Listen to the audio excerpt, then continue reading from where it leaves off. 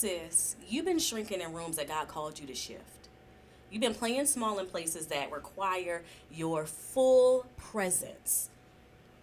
But what if today is a day you actually stop asking for permission, waiting for permission, and start walking in it?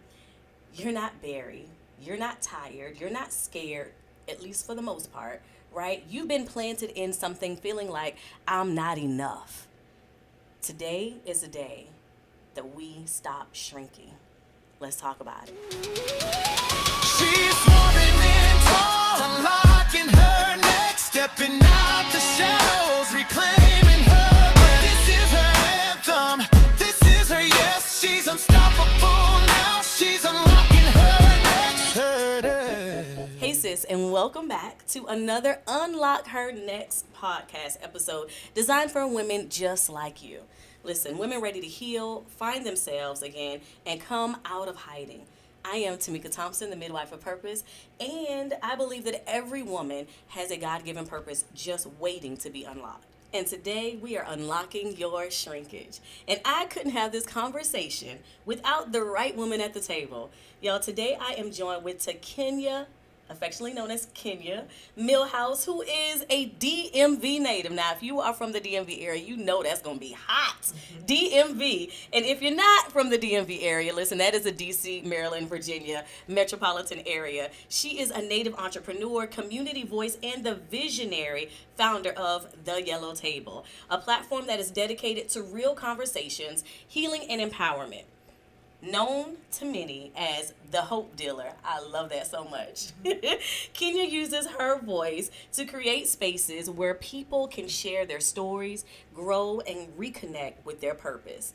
With over 30 years of experience as a master stylist, color strategist, and beauty entrepreneur, Kenya built a reputation for helping people present their best selves to the world. She also expanded her entrepreneurial footprint by launching the Hodgepodge brand, including Hodgepodge by Nessa Boutique and Hodgepodge The Salon by Kenya. But Kenya's true calling evolved beyond the chair.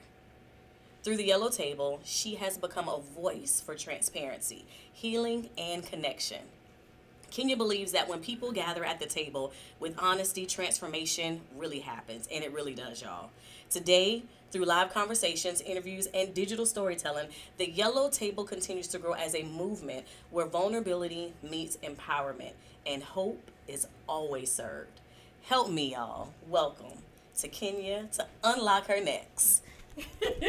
Thank you so much for being here. Listen, we were just having a really good. Thank you so much for being here. We were just having y'all. We even got started with the podcast before the podcast started.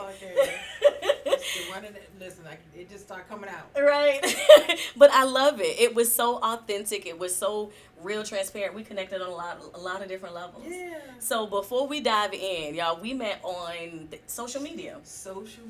We met on social media and connected, and it has been such a pleasure and an honor to know you as long as I've known you, and to just kind of be in your presence and in your space. I love what you're doing. Thank you so much. Thank you. And I thank you for having me. And I am honored. Unlocking her next. Like, let's help some people unlock. Yes. So tell us. It's time to go. It's go time. It's go time. So tell us about yourself, and tell us like how you started and why you started Unlock, the Yellow Table. Okay, well, a little bit about me. Like you said a little earlier, I was a hairstylist for 30 years. So that in itself has been a 30-year conversation, walking people through, helping people redo themselves from the inside out. Like, I was a hairstylist, and I pride myself in being, one of the best in the DMV area. Come on. And giving a great product, as a stylist. My professionalism, the actual, product of you leaving my chair being very polished. I prided myself in that. But I also began to understand at a certain point in my career where it was not just about how I was making people feel on the outside. I was also able to be a conduit to helping them change in so many different ways from the inside, coming back to have these conversations with me. Like every week, I had a clientele where I had a lot of weekly clients because I did a lot of short hair. Ooh. And so short hair required a lot of maintenance. So I had a large short hair clientele, and I would see these people, like I was a part of their every week life. And so we would have these conversations, and I knew everything, and they would tell me, you know, from marriage to relationships to how they feeling, to children, to graduations, to births, to I experienced everything with so many people.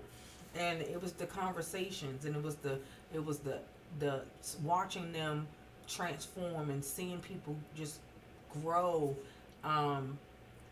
And the yellow table just came about. I said, you know, I've been talking to people all this time, and I kind of like thought, well, maybe I want to be a psychologist. I'm like, I might want to go to school for this. Okay. You know? But in the middle of it all, I said, you know what? But I still can.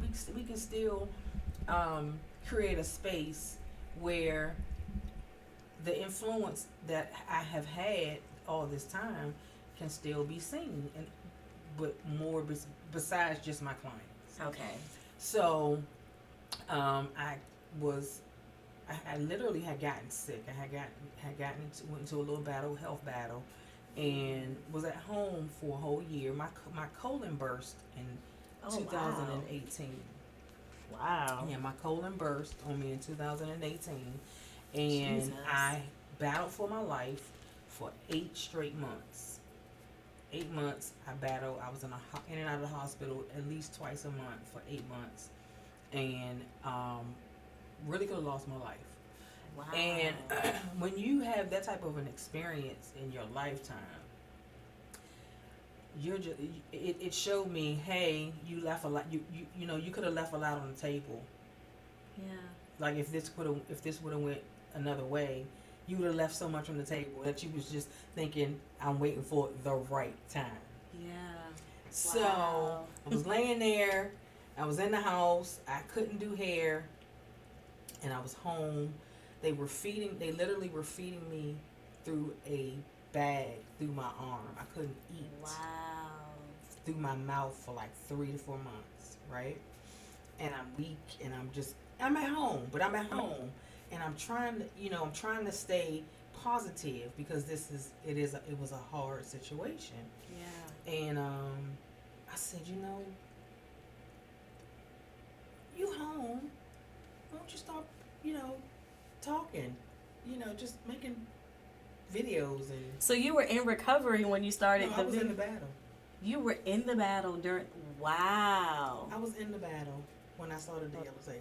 I hadn't even gotten my surgery yet to get fixed. Wow. But I was at home, and I needed something to do. I needed purpose. I needed something to keep me fighting for life, right? Wow. And so I started the yellow table, intravenously getting fed through my arm, sitting there talking. Then my So you could not eat, and you were still doing. Mm-hmm. Wow. Yep. I got up. I got up, put my clothes on, put my makeup on, had a guest come over, did my first podcast like this. And it was my actual first one was at my home, Wow. person to person. And I thought that's how it would have continued, but it didn't. But my very first one, and I remember, and I can see if I go back, I can see the tubes in my arm as I'm talking to her. But yeah, I did my first podcast, started the podcast in the midst of a tremendous time. Wow. And so even through your battle, you still knew I still need to be able to serve people so that I can still give other people hope. Can I tell you I love the Hope Dealer? That's all I know. Oh, wow. That's all I know. All I know is to give people hope. Because that's all I've done all my life. Wow. You're going to be okay. It's going to be okay. Let's think about this. Let's do it this way. You know, conversations with clients. Oh, I don't know. Like, okay, it's giving people hope. Wow. And I feel like that's what people need. I love it. I feel like the world needs more hope. Yeah, especially now. Jesus. Because, you know, the Bible says hope deferred makes the heart sick. Yeah. Yeah. And that really is true. Yeah. A lot of people are, you know, Wow. they're struggling because they feel like their hope is stagnant. But if you just keep on feeding it gets better. Wow. It definitely gets better. You got to stay in it. Stay in the game. Stay in it. Don't tap out, y'all. Mm-mm. Stay in it. And out. I'll tell you that I'll make sure that in the show notes you have her links and how to access her podcast, because she talks about some real conversations and it is so needed. And I just want to thank you for creating that space, right? Mm-hmm. Mental health is important, and making sure that we understand that and making sure that we're not alone. No. I think that's the biggest thing. People Mm-hmm. sometimes feel like when they are going through, Mm-hmm. they are alone especially in their space. Especially in that mental health arena, when people dive into depression. Yeah. You had, people with anxiety, there's so many different arenas, bipolarism, schizophrenia. Those titles in our community is like, oh my God. But Right. no, people are everyday people struggling, doing amazing things. Yeah. With these titles. You can still achieve. And that's what I really want, because I got diagnosed with PTSD and Me too. major depressive disorder. Me too. Right? And Yeah. so I would wonder why I would dip and couldn't come out sometimes. And then the PTSD, with life, and because I've been through. I told God I feel like I'm a whole tagline, but sexual abuse, domestic abuse, I've dealt with a lot of abuse in my lifetime, in my timeline, and so you begin to try to figure out how all this fits when it comes down to the purpose part, though, right? You want to take the pain. I take my pain and I turn it into purpose. Or I took my pain and I turned it into purpose, to make it be. It happened. It was definitely not. It was terrible that it did happen. I've come to grips with it. I've dealt with it. I deal with things that have happened, but I'm not gonna let it. I'm gonna make it be a currency for me. Right. Right. And I don't always mean financial. You know what I'm saying? But even in a lifeline currency. A lifeline currency. With being able to at least, like I said, give people hope to walk through it, because what I've been through, if I tell the story, it's like, what? I can't even write the book, because I almost think sometimes people are not going to believe that I can still be standing based upon the timeline and what it looks like. Right? Now, you just said you can't even write the book. The book. Right? We're going to rewind that back. The book. I did a journal, right? I wrote a book. I'm talking about the book. Well, that's what I'm saying. So the book. but there are women right now today. Yeah. Right? If you could tell her, sis, I need you to stop shrinking, because you're walking in this room and you're saying this, you're doing this because you think that you haven't survived this, or because you're in this situation, you can't overcome that. Right. I need for you to be able to be like, but girl. Yes, you can. And that's what the book. This is what I've been through. The hope dealer. And that may be I've been looking for a title for a long time, and it suits you. It suits the story. The hope dealer came across just. Someone said it to me, and they was like, "You're like a hope dealer," and I was like, "Oh wow, I like that. Can I take it?" Like, absolutely. I was like, so. I love it. I was gifted that name. I love from it. Someone that gave me a compliment, and Listen. so she said I could take it. I took it.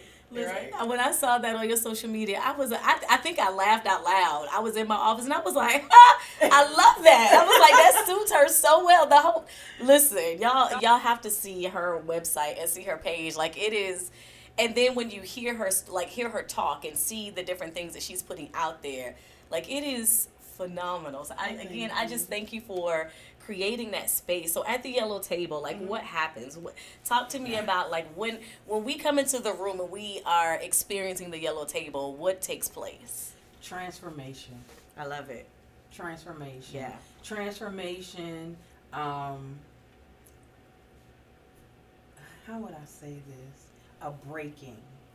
Ooh. A breaking of cycles. A breaking of things that hold you back. It gives you comfort. The yellow is comforting. That's why Yeah. I came up with the yellow, because I love it. It's a comfort color. And so at the table, it's like the sky's the limit. Like it's nothing. Literally, there's nothing that you cannot talk to me about at the yellow table. I love it. And I create that space on so many ways. Like I have from mental health to entrepreneurship, anything that is creating a space that will help people. Mm-hmm. Let's talk about it. I love it. You know what I'm saying? Let's talk about it. We talking about it everything. I love it. I love it. So, ladies and gentlemen, well, I should say ladies, so this is Takenya Millhouse with the yellow table. So with that, we have Takenya Millhouse, and we're going to be right back with this real quick commercial. Hey sis, listen, if you have been waiting to feel ready before you actually walk into your purpose, that's exactly why you've been stuck. Listen. So many of us are overthinking our calling. We're overthinking and we're hiding. We're hiding behind fear. We're hiding and we're trying to convince ourselves that they need to be perfect to move, that you need to be perfect in order to move. But that's not how God works. So that's exactly why I wrote this book, Obedience Over Perfection. Listen, how to pursue purpose even when you're afraid. And I want to make sure that you get a copy. This isn't just a book, right? It is a guide. It is something that is going to walk you through, help you so that you can stop shrinking, making sure that you actually heal properly, and finally say yes to what God has been calling for you to do. So if you've been feeling stuck, unsure, and you're like running out of time, or you feel like you're running out of time, listen, this book will meet you right where you are and walk with you and be with you to your next. So I want you to grab your copy today, www.obedienceoverperfection.com, or wherever books are sold. And I want to make sure that you grab your copy today, okay? And let's unlock your next. So welcome back, and listen, we are in for a treat. We are talking about shrinkage today. So let's talk about shrinking. What is shrinking to you? Oh my, let's see. Shrinking. Okay, so shrinking has definitely been one of my greatest battles. Okay. How so? Because from a young girl, being abused early, my first encounter with abuse was at 5. Wow. So sorry to hear that. So I wanted to become invisible. I wanted to become invisible, but God didn't create me to be invisible. He created me to be a mouthpiece, and I am a what they call a caloric and a sanguine. I don't know if have you ever gone into those? Okay. So a sanguine is the colorful people of the world. Okay. I had some testing done from a therapist, and it's these 4 to 5 different types of people. I can't remember them all, but I do know. I remember mine. Mine is caloric sanguine. The calorics are the strong. The sanguines are the colorful, and so that's my they call it archetype or something like that. But that's who I am as a person, creatively. Well, how God created me, and so when I look back, I can see how the enemy was using the abuse to shut me down and to want to make me shrink. Yeah. So he created that time, that thread into my life with the things that I had been through to want to not be seen, but I always was seen. Yeah. Yeah. And so I still was seen, even when I didn't want to be seen. I didn't want to be seen. And so, and it would show up in different ways, and I could see how I at the age that I am now, you always wish you would know. You could pre-know what you know now, right? Yeah. And I would not take it as personal, and I would not shrink, because I would understand that you have a purpose that you have to do in life, and that you were put here for.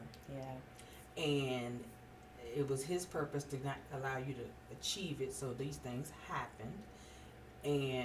But you got to continue to show up. So shrinkage was a problem, has been a problem, and I can't tell you that I don't, I don't deal with it to this day. I just don't allow it to consume me. Right. Like That's I good. used to allow it to consume me. Like That's I good. would let it paralyze Yeah. me. That's good. And I would let it get me in the bed and not show up and not post and not talk, Yeah. not create. That's Because the shrink that feeling that if I get too much attention, what's gonna happen?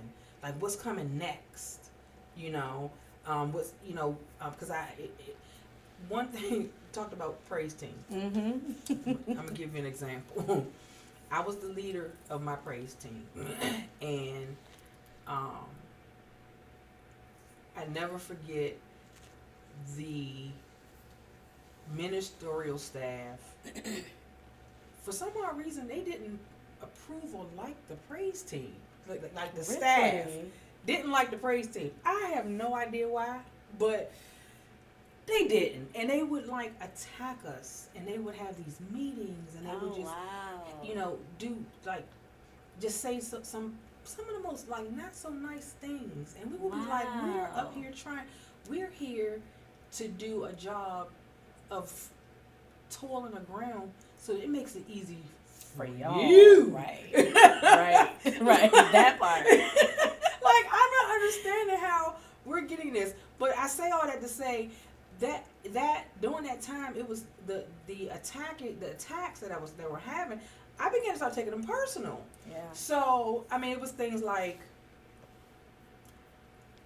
a person will walk up to you, and instead of giving you a compliment, it's like, you always look nice, but not in a way of complimenting you, but trying to demean you in a certain way. Do you understand what I'm saying? Yeah. Like you can't just show up and look good. This is the one for me. Here come Hollywood. Oh no. What? Why can I just not? Why can I don't want to walk around looking crazy. Right. I don't want to walk around not looking together. Right. And I'm not trying to do it because of. I'm doing it because that's what I like to do. Right. I'm a come from a world of artistry and makeup and clothes and color. And it looks so good on you. I come from that. So what do you expect to see? So it's like it's quite stuff like that. I got my name from a hodgepodge. I'm creative and I'm always doing something. And a young lady called herself demeaning me and calling me you're just a hodgepodge. I said, well, what is that? Because I didn't know what it was at first. And she said, look it up. I looked it up. I said, a diverse mixture of things. She was trying to make it sound like I couldn't focus and stay on one thing. But I took it. I said, oh, I made a whole name behind it. Hodgepodge. And I have my clothes, my jewelry, makeup, teaching classes, doing podcasts. I'm just a hodgepodge. I'm just a diverse mixture of things. But it was an insult. It literally was an insult. And you took it and you made it your currency. I made it my currency. I love it. Yeah. I love that so much. So different things that have dropped, and of course I have more stories, but just different things here and there that have dropped that being a light or being or just being a certain way as a person, as myself. Yeah. Things have been said, have been done to say, let me make you feel bad about who you are. Right. Yeah. And then once you start getting there, you start shrinking. Yeah. So it's like we're not gonna let people do that to us. Yeah. No, and it's so real. And it's in every area of your life. It's so real. Mm-hmm. And for those of you that are listening and you're trying to figure out, well, maybe I know what that feeling is, and just in case you do or you don't, I just want to be able to break it down just a little bit more with the definition, because y'all know I like to talk.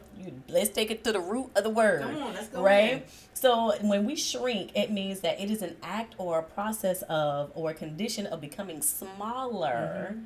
In size, mm-hmm. in amount, in volume, or value. Mm-hmm. It is a reduction.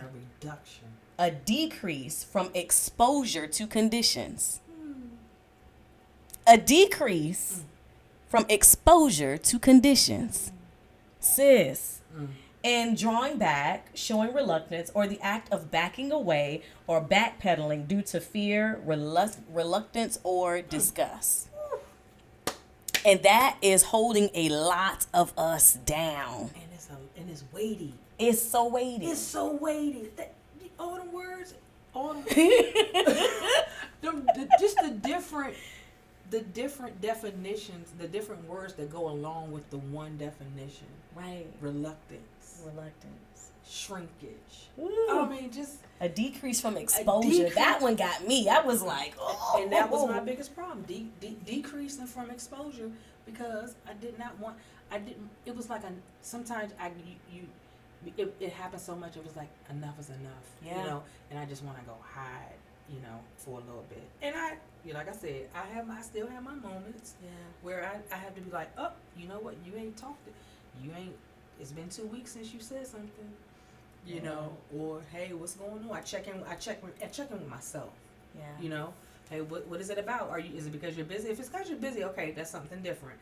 But checking in with myself is what helps me to stay going. That's good. Doing those checks. That's making good. sure, that I am where I need to be at with myself.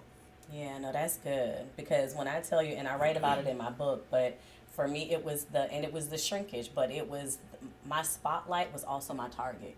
Right. And it was almost like, dang, like I wasn't even trying to, like, you saw me, like I'm trying to, right? You saw me. Yep. And it was crazy because, as you mentioned, like, you know, just from the leaders of the church. And the enemy uses anybody, right? Anybody. And so when people are able to identify with your anointing, they have no idea why they're doing sometimes or saying certain things, but the enemy has a very true end goal. And if he can knock your confidence, if he can rock you, if he can get you to not show up, if he can get you to not do what the thing God told you to do or what you were called to do because somebody said you doing too much, or hey Hollywood, like whatever that thing is, it will get you to, I don't want to be seen. I'm gonna just sit back and I'm a not. Listen, sis, I need you to come out. Come out. Because somebody is waiting on your testimony. There are women waiting on you, and I'm so glad you didn't allow that to keep you out and keep you hiding and keeping you away, because I would have never met you. No, we would have never met. This is an amazing conversation, and this is an amazing encounter, you know? Yeah. I would have never met. And it happens. Like, where did you see that it happened the most for you? Where did I see that it happened the most for me? Mostly in launching into being a voice. Ah. I'm a voice. I'm a voice. I'm a prophetic voice of this time. Yeah. And mostly in using my voice and saying what needs to be said, because if you're being attacked and attacks are coming, like you said, we'll shrink and things of that sort. So it showed up in making sure that I was using my voice, where at the time I was using it vocally. And of course, I'm trying to use my voice and I'm being attacked. So then it's like, then it got to the point where it's like, I'm not showing up. I'm not always where I need to be. And I'm telling them I'm stepping down, and I can't do this. I got to take some time to myself, and So I mean, I like this one praise team. I mean, they wore me out, and I stepped down a couple of times, and then the pastor would be like, "Please don't go," and I'm like, "You got to get your people under control. They are ruthless." I said, and you got to protect. There's a level of protection that needs to come from your leadership, and he wasn't doing that well. And then I had to realize that I had to make a decision for me. So I did step away permanently, but I have other areas that I'm working in now as far as using my voice, and so it is now the showing up for the yellow table. Making sure I'm present. And things of that sort. So. I love it. I love it so much. And I just want to also just So, sis, if you are right now sitting and you're discouraged because you're just like, but I don't. Like for me, it showed up in every area of my life, but it showed up the most in church. And when you mentioned that, when it showed up the most for you was when you were with your voice and when you were launching, because it was almost like the pressure, like the enemy knows when you are about to really activate something, right? When you're about to do something that is about to like really break chains, break yokes, destroy something. And if he can get you to not move, to not speak, to not launch, to do that thing, then guess what? He's won. We just finished we got one more Bible study, but we're finishing a study on idols. And nobody could have ever told me a couple of months ago that I had idols. I was like, child, you crazy. Idols. We all got idols. Baby, I was like, God, I mean, literally, God, please forgive me. Because they were all idols. And when we allow, and the thing about what was so important for me when I was doing the studying was the enemy doesn't necessarily want your worship. The enemy doesn't care if he gets your worship or whoever gets he just don't want God to get your worship. Right. So if he can get you distracted enough, discouraged enough, pulled down enough, weighted enough so that you don't do what God has commissioned for you to do, then he's won the battle. He's won the battle. And that's the whole goal, is to put the stump, to put the weight, the yoke around your neck. And I knew before anybody had even told me. When I got ordained, that's one of the things that the pastor said to me. He said, "You're a chain breaker." And I knew that, not knowing it in a spiritual way, but I knew it in a way of just being who I was as a natural person, that people walked away in a better condition than when they came.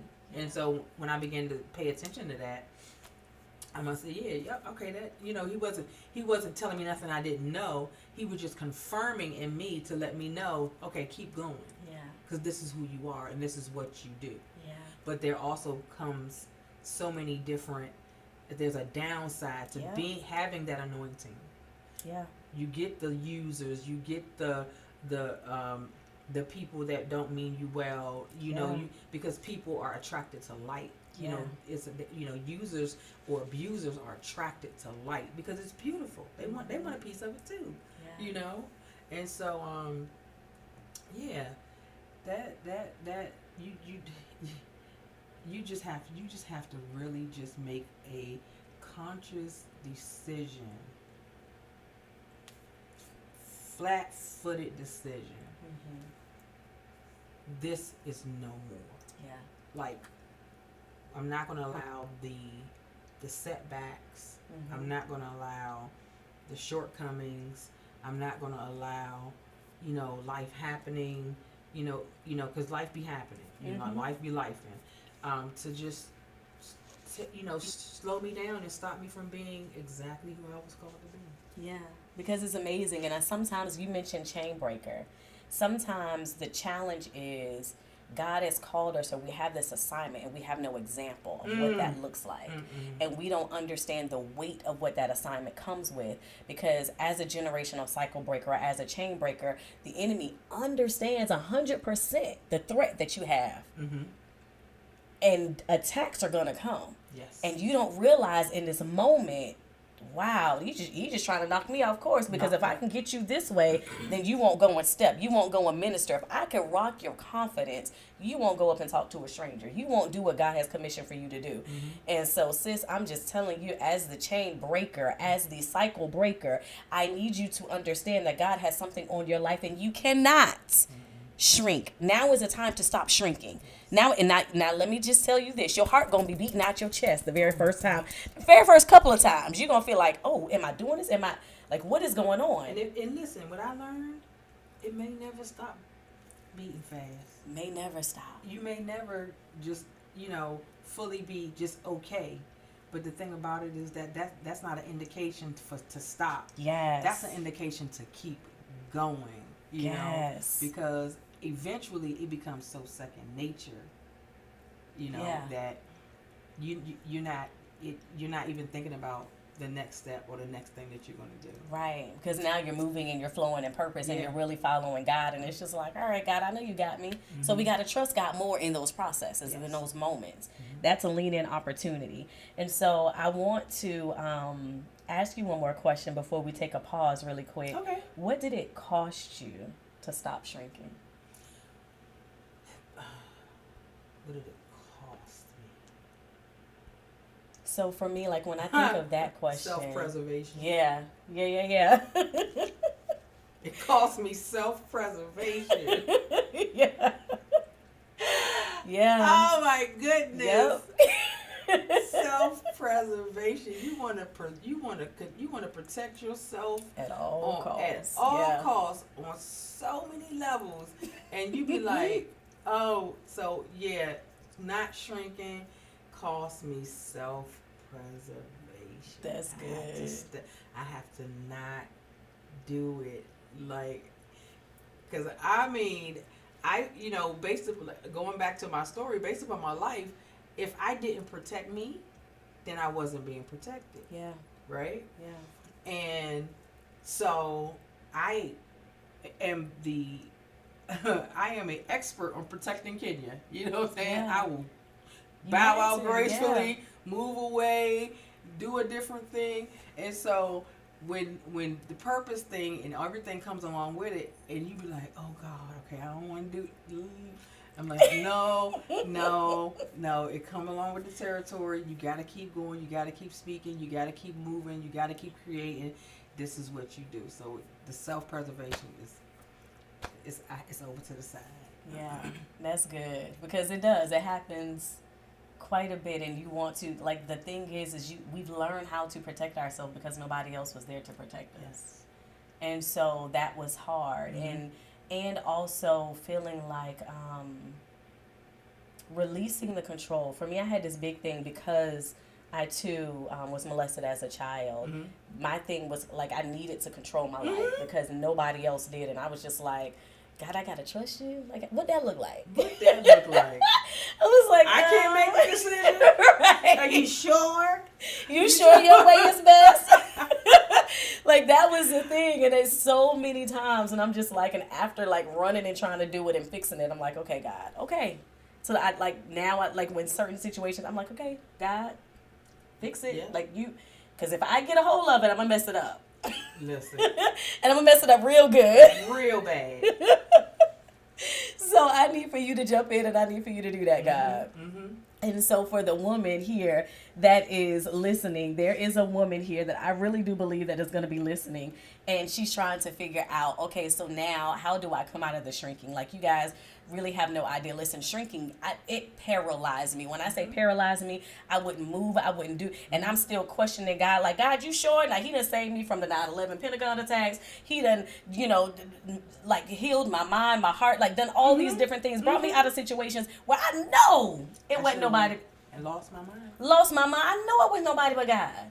And I'm still questioning God because I'm shrinking, and it felt good to shrink, at least in most parts. I was never enough. And I did not like the attacks. I did not like all the different things. And so if you're sitting here, you're listening, I want you to know, sis, this is your moment. This is your sign. This is your wake-up call. This is God saying it's time to stop shrinking. The world is in need of you now. Yeah. Now. Yeah. It's time. And I'm going to tell you, so in 2020, I had a nervous breakdown.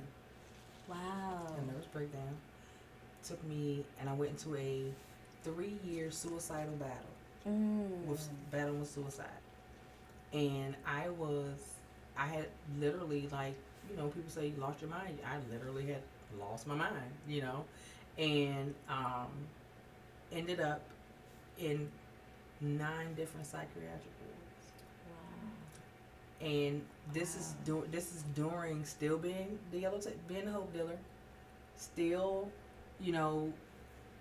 I'm still trying to do different things, stay focused and everything. But I literally lost my mind, had a nervous breakdown. I had someone that said something to me that was just a straw that broke the camel's back. Didn't even know that it was. Let me just say this. I had no idea that it was the straw, but it was a straw. And it attacked me being a mother, and that was like the only thing I had left at the moment. And I had, like I said, I had a breakdown.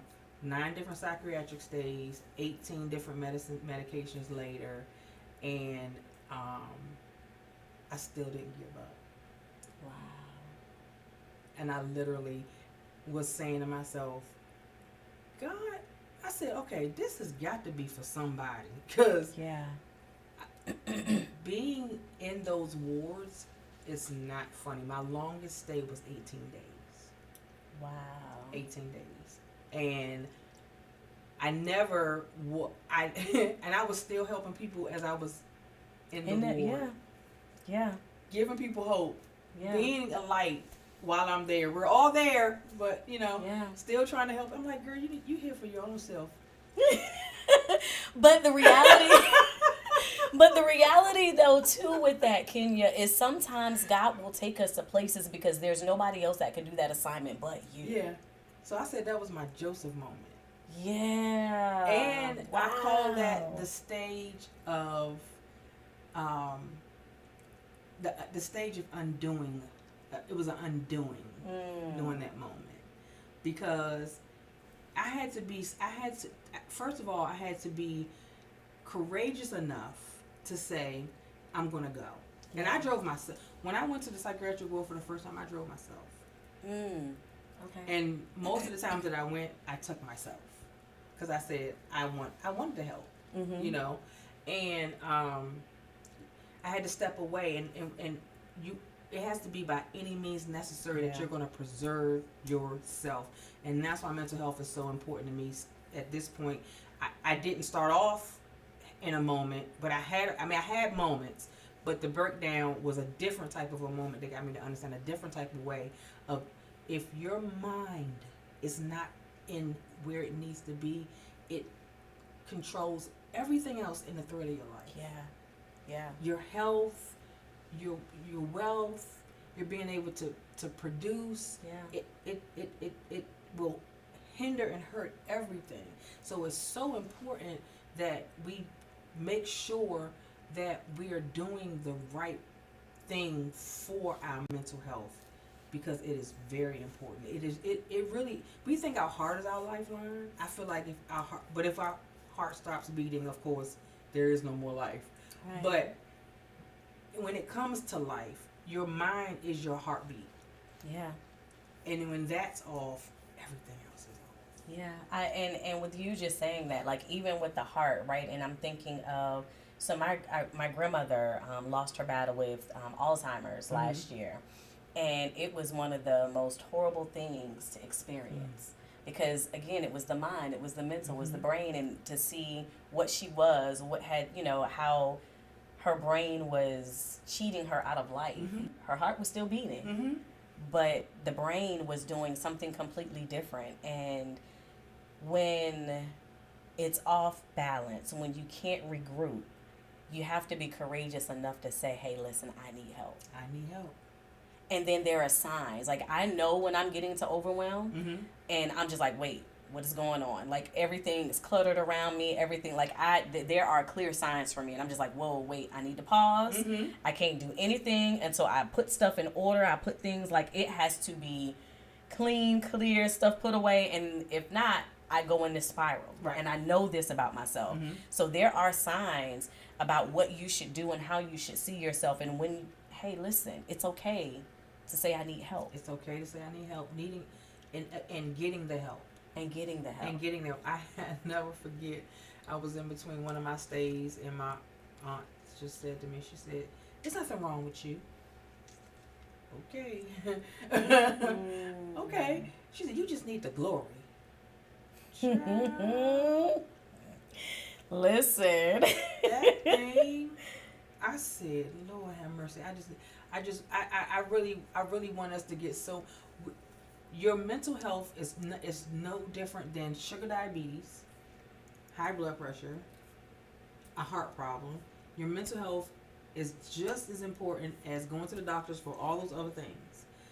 And there are so many undiagnosed people walking around with, like we talked about, anxiety, depression. They think that because they're functioning every day well, that it's not depression, but it's still a depression because you know it's so much, and we have to know it's just okay.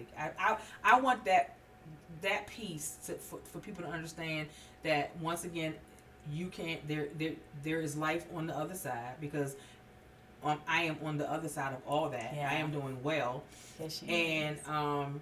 but to also know that it's okay to go get the help. Like, Yeah. do not suffer in silence. Yeah, that's good. Because that, you know, especially for people that deal with suicidal ideations, thoughts of harming themselves and things of that sort. Like, don't sit back and play around with that type of stuff. Yeah. That's That's dangerous. Because that slope between your thought and you acting it out is very short. Yeah. You know? Yeah. No, that's good. And therapy is okay. Like, there's this narrative, and I think it's much better now, but there was this narrative with the church and with the, you know, the body of Christ, where you didn't need therapy and all you needed was prayer, and, you know, like you mentioned with your aunt said, you just need the glory.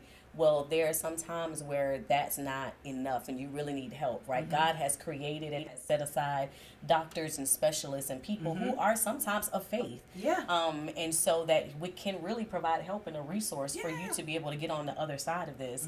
And it's important that you tap in to say that you need help, because I had PTSD undiagnosed for years and did not know that it was PTSD. And it was, we got through COVID. COVID was good. But it was something about, it was shortly after COVID when all the racial tension started around, what was that, 22, I think it was. And I was just like, I was about to lose it. And I told my husband, I said, babes, I need help. Like, I'm not okay.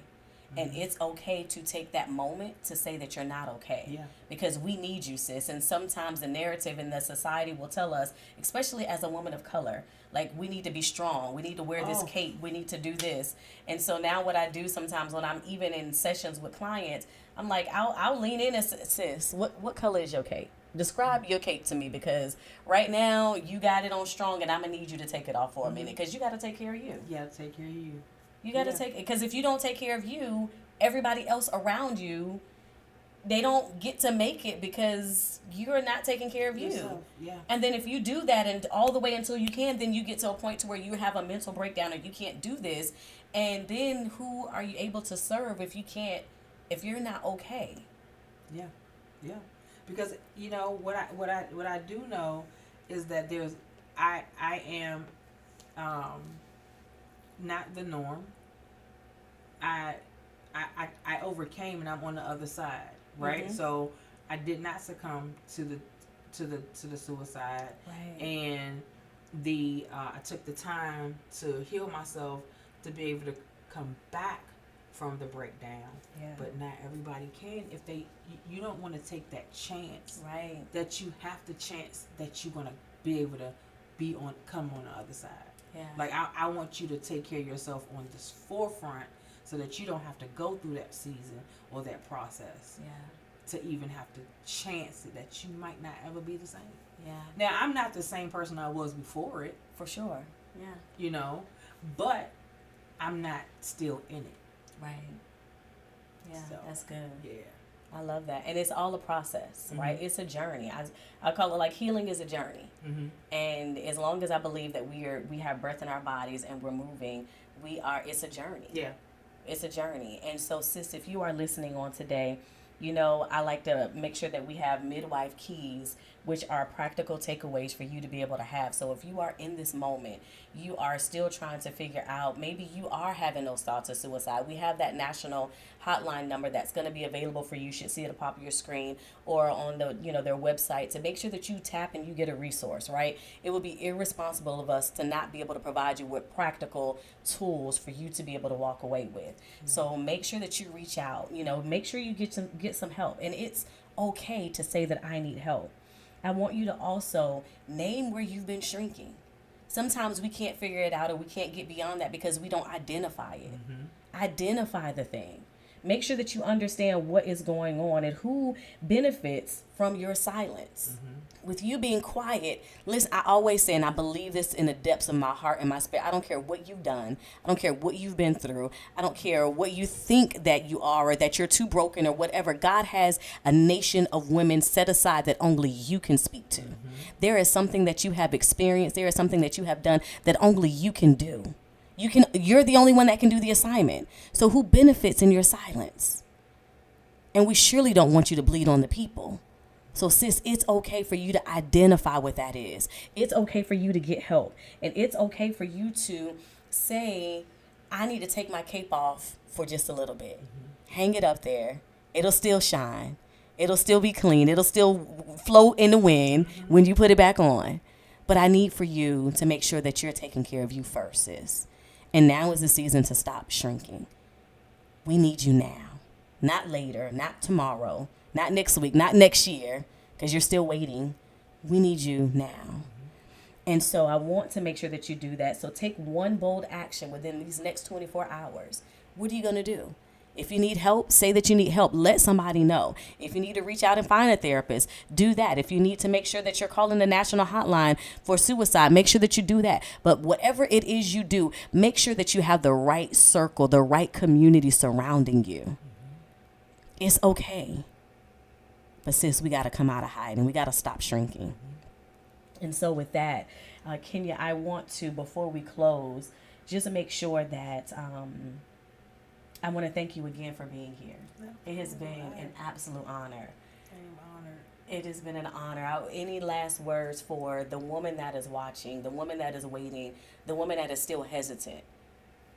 Any last words? I think I would just say it's okay. And I say that to say it in the most heartwarming way, to know that where you've been, it's okay. What has happened, it's okay. Yeah. And just know that you're not alone. The thread of your story is so common. Yeah. If you would begin to talk to people, you would begin to see that it wasn't just me. Right. And somebody needs your story. They need your story. They need the empowerment, and they need the encouragement of where you've been and what you've overcome. Yeah. But don't allow the process to stop you. Yeah, I love that. I love that.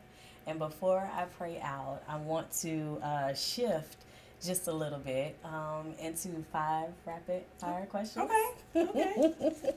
So I like to do that just so people get to know you a little bit better. Okay. So 5 rapid fire questions. All right. I even have a bonus one actually, so it's gonna be 6. Okay. So movie classics: Love and Basketball or Love Jones? Love Jones. Okay. Vacation, energy, island life, or a mountain retreat? Island life. And brunch with the girls or a solo date with yourself? Brunch with the girls. And when it comes to luxury spa day or productive day getting everything done? A luxury spa day. Those are always good, right? Because I've got to take care of myself. So I've learned, I would have at one point picked a productive day getting everything done. But I have learned that the luxury spa days give me more times of being able to be productive and get things done. I love it. Yeah. I love it. And then old school R&B or gospel takes you all the way in? Both. I can't pick. I cannot pick. I am a music lover. Right? So music I don't need like gospel. Like I am a word person, like how you are a word person. Yeah. So if I find a song that just has great content and a great message, whether it's spiritual or R&B, like it takes me in. Okay, I love it. I'm a mood person when it comes to listen. People, they would probably listen to my place and be like, she ain't saved for real. I got a little gospel, a little worship, a little ratchet, a little... Listen, it's all over the... I got a little bit of everything. Right. I love music is life to me. So I'm just like, it's a mood. And then a bonus question, right? Heels that hurt or flats with confidence? Heels that hurt. Really? Heels that hurt. Okay. Now, I can't wear them like I used to. Right. But I guess it's more so me wishing that I still could. Now, my life is flats. Would you say? Flats with confidence. My life at this point is flats with confidence. Okay. But I want to be back in my heels that hurt. And I haven't been in them in a while. Okay. But I choose the heels that hurt. I love it. I love it. Kenya, thank you so much for joining us on today on Unlock Your Next. Welcome. It was such a pleasure. It was such an honor. I am praying blessings over your life, blessings over your ministry, blessings over all that God has for you. And thank you so much for being here. I'm so happy we met over the internet. I am too. It was, I love it. Yes. And so with that, ladies, we're going to pray out. And I just want you to know that you are seen, you are loved. God sees you. He knows exactly where you are. So, God, we thank you, Lord, for this session. We thank you for this time. We thank you for this podcast. We thank you for this story. We thank you, God, for this moment. Be with each and every individual, Lord, who will listen in. God, touch them and see them where they are, Lord, that you would speak to them, that you would guide them, that you would just let them and remind them, Lord, of the assignment that they have on their life. Give them courage to say I'm not okay. Give them courage to move. Give them courage to God so that they don't get stuck and paralyzed in the shrinking. And God, we give you glory because God, you did not create us to shrink. You created us, God, so that we can go and do your word. You created us, God, to be your voice, your mouthpiece, your instrument. And so, God, give us the courage. Give us the strength. Put us in the right places.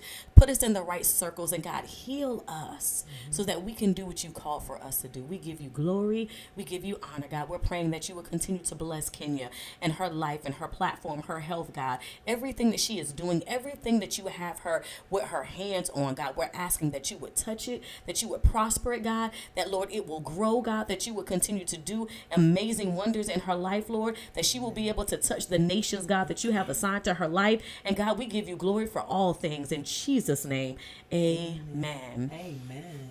Amen. It's your girl Temeka, and this is Unlock Her Next. And I just want to thank you so much for tuning in. Until next time, awesome blessings.